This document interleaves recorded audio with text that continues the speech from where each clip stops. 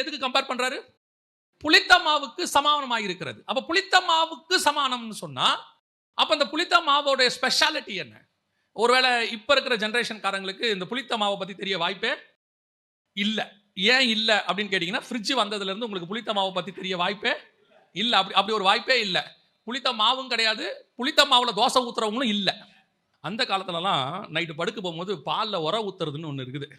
தயிருக்கு உர ஊத்துறதுன்னா என்ன அப்படின்னு கேட்டீங்கன்னா, வீட்ல பால் இருக்கும்.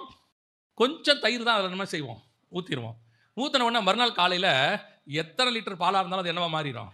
தயிராக மாறிடும். அவ்வளோ பெரிய 1 லிட்டரோ 1/2 லிட்டரோ பால் இருக்குது, தயிர் கொஞ்சம் இருக்குது. இந்த கொஞ்சம் தயிர் அவ்வளவு பாலையும் என்னவாக மாற்றும்?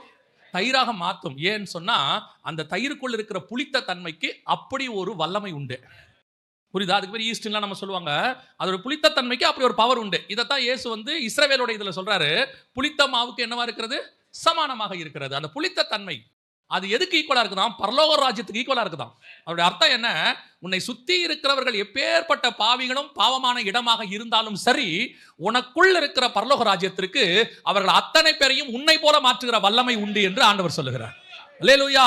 அதுதான் உங்களுக்குள்ள இருக்கிற பவர், நமக்குள்ள இருக்கிற பவர். உலகத்தில் இருக்கிறவனிலும் நம்மில் இருக்கிறவர் பெரியவர்னா என்ன அர்த்தம்னா, அவர் நம்மை சுத்தி இருக்கிற அத்தனை பேரையும் நம்மை போல மாற்றுவார், நமக்குள் இருக்கிறவரை போல மாற்றுவார்.